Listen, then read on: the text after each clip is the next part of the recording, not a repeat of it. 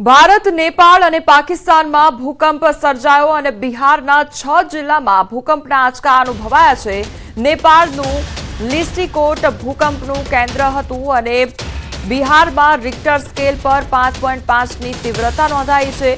લોકો પોતાના ઘરોમાંથી બહાર નીકળી આવ્યા હતા। આજે ભૂકંપથી ઘણા દેશોમાં ધરતી ધ્રુજી ઉઠી છે। ભૂકંપના કારણે નેપાળ, પાકિસ્તાનથી લઈને ભારત સુધીની ધરતી ધ્રુજી છે। શુક્રવારે વહેલી સવારે નેપાળમાં 2 વખત તીવ્ર ભૂકંપના આંચકા અનુભવાયા હતા। આ સાથે જ પાકિસ્તાનમાં પણ ભૂકંપ આવ્યો છે। નેપાળમાં એક ભૂકંપ કાઠમંડુ તેમજ બીજો બિહાર સરહદ નજીક આવ્યો છે। રિક્ટર સ્કેલ પર ભૂકંપની તીવ્રતા અનુક્રમે 6.1 અને 5.5 માપવામાં આવી હતી। ભૂકંપનું કેન્દ્ર બિંદુ નેપાળમાં હતું અને તે લગભગ 2:30 વાગે આવ્યો હતો। તો ભૂકંપના કારણે પશ્ચિમ બંગાળના સિલિગુડી અને બિહારની જમીન પણ ધ્રુજી ઉઠી હતી। નેપાળમાં આવેલા ભૂકંપના કારણે પટના, મુઝફ્ફરપુર સહિત બિહારના અનેક જિલ્લાઓમાં ભૂકંપના આંચકા અનુભવાયા હતા।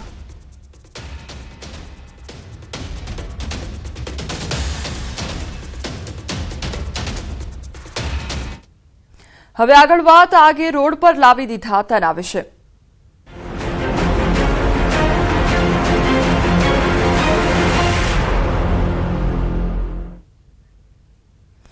સુરતમાં ટેક્સટાઇલ માર્કેટમાં લાગેલી આગ આખરે હવે કાબૂમાં આવી ગઈ છે। 46 કલાક બાદ વહેલી સવારે 6 વાગે આગ સંપૂર્ણ કાબૂમાં આવી ગઈ છે। આગના કારણે 1000 કરોડના નુકસાનની ભીતિ પણ સેવાઈ રહી છે। બિલ્ડિંગને કુલિંગની કામગીરી કરવામાં આવી રહી છે અને ફાયરને 12 કલાકનો સમય હજુ પણ લાગશે। તો કુલિંગની કામગીરી કરવામાં હજુ પણ આગામી 12 કલાકનો સમય લાગશે, પરંતુ આગ સંપૂર્ણપણે હાલ કાબૂમાં આવી ગઈ છે। પરંતુ 1000 કરોડનું નુકસાન થયું હોવાની ભીતિ સેવાઈ રહી છે।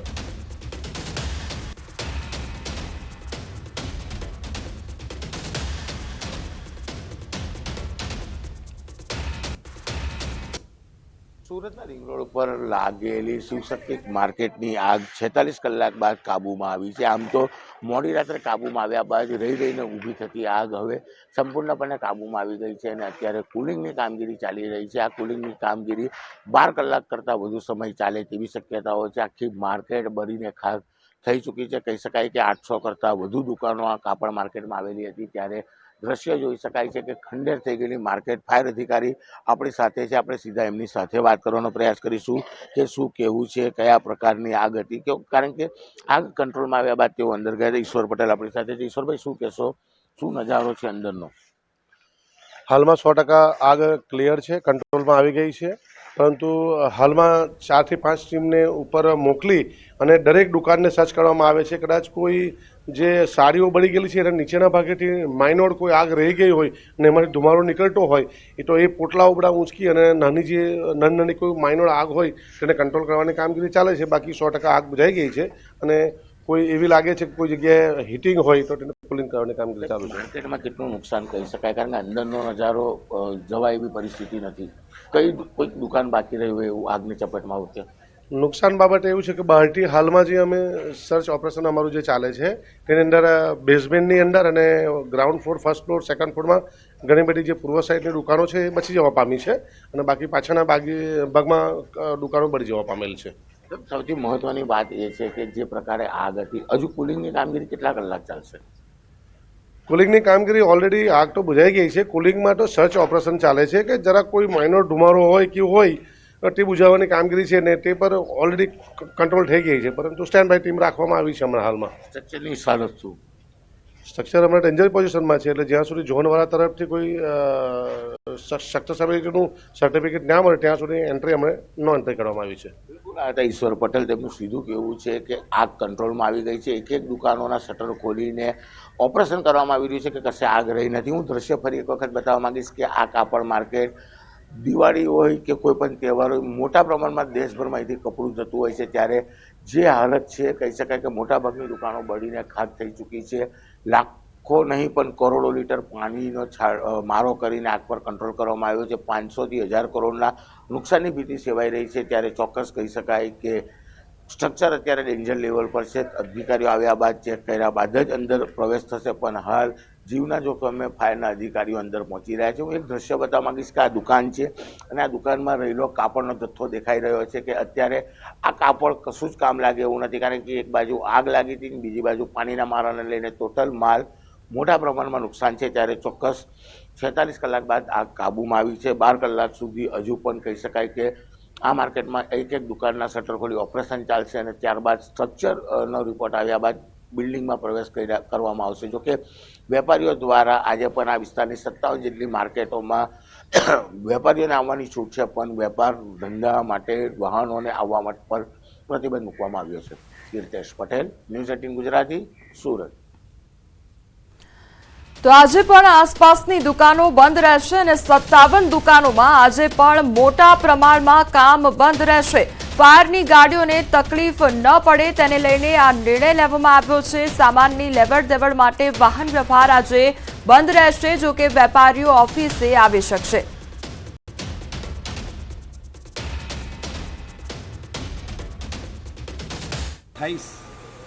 फरवरी सूरत के कपड़ा बाजार में जो पुराने जो 55 मार्केट जो कल बताया तो वो एरिया कमेला से लेके मीठी खाड़ी तक और इधर सालासर गेट से होते हुए हमें पूरा एरिया महावीर मार्केट से अनुपम मार्केट ये पूरा एरिया, इसके अंदर भारी माल, छोटे टेम्पो, सबकी माल की आवाजाही पूर्ण रूप से बंद रहेगी.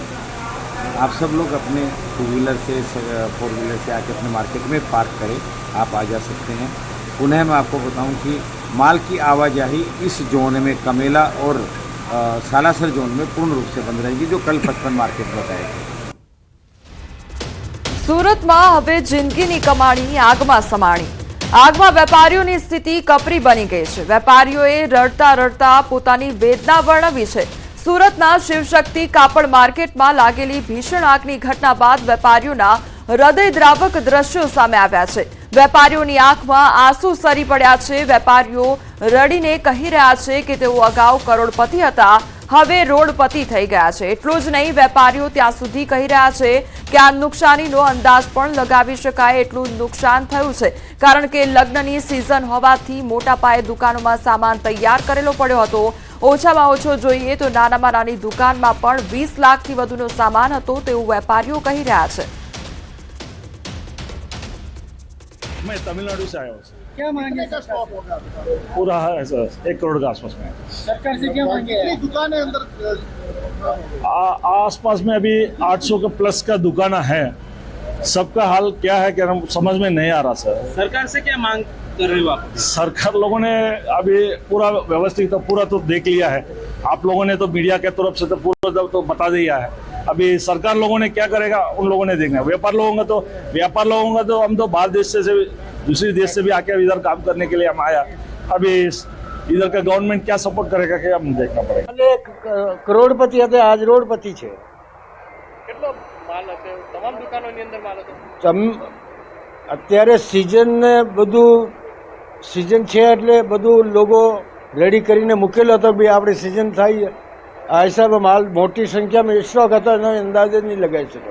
कुछ भी अंदाज नहीं लगा सकते हैं कितना नुकसान होगा, क्योंकि अंदर किसकी उगरानी नहीं आई है बाहर, तो उगरानी का वो कैसे अंदाज लगाएगा? किसको पता चला कितने आने वाली कितने आने वाली? हर दुकान के अंदर 10-20 लाख का स्टॉक होता ही है कम से कम. સુરતમાં ટેક્સટાઇલ માર્કેટમાં આગનો મામલો. ત્યારે સુરત મનપાની સામે બેદરકારી સામે આવી છે અને કોન્ટ્રાક્ટ કર્મીઓને સેફટી વગર કામગીરીમાં જોડ્યા હતા.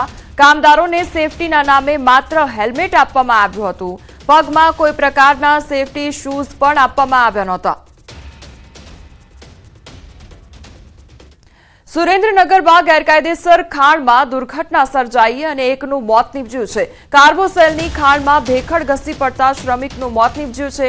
ગેરકાયદેસર કાર્બોસેલના ખોદકામમાં વધુ એક શ્રમિકનો ભોગ લીધો છે. મૂળીના વગડિયા ગામનો મોડી રાત્રિનો આ બનાવ સામે આવ્યો છે. મોડી રાત્રે જ પરિવારજનોએ અંતિમ સંસ્કાર પણ કરી નાખ્યા હોવાનું બહાર આવ્યું છે. પોલીસ ફરિયાદ કર્યા વગર બારોબાર અંતિમ સંસ્કાર પણ કરી દીધા. સ્થાનિક તંત્ર દ્વારા શ્રમિકના મોત મામલે હજી સુધી સત્તાવાર પુષ્ટિ કરવામાં આવી નથી. ચોટીલા નાયબ કલેક્ટર સહિતની ટીમ દ્વારા શ્રમિકના મોત મામલે વગડિયાની સીમમાં તપાસ પણ હાથ ધરવામાં આવી છે. સંવાદદાતા અક્ષય મારી સાથે જોડાઈ ગયા છે. અક્ષય, શ્રમિકના મોતનો મામલો શું અપડેટ તેને લઈને?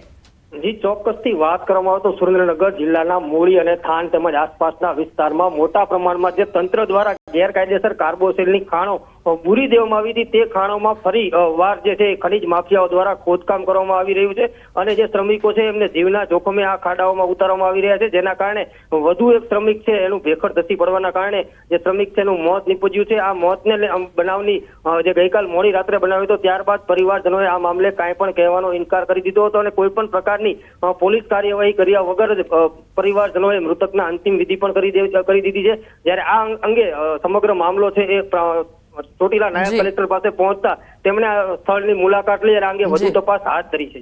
જી અક્ષય, સમગ્ર માહિતી બદલ આપનો આભાર.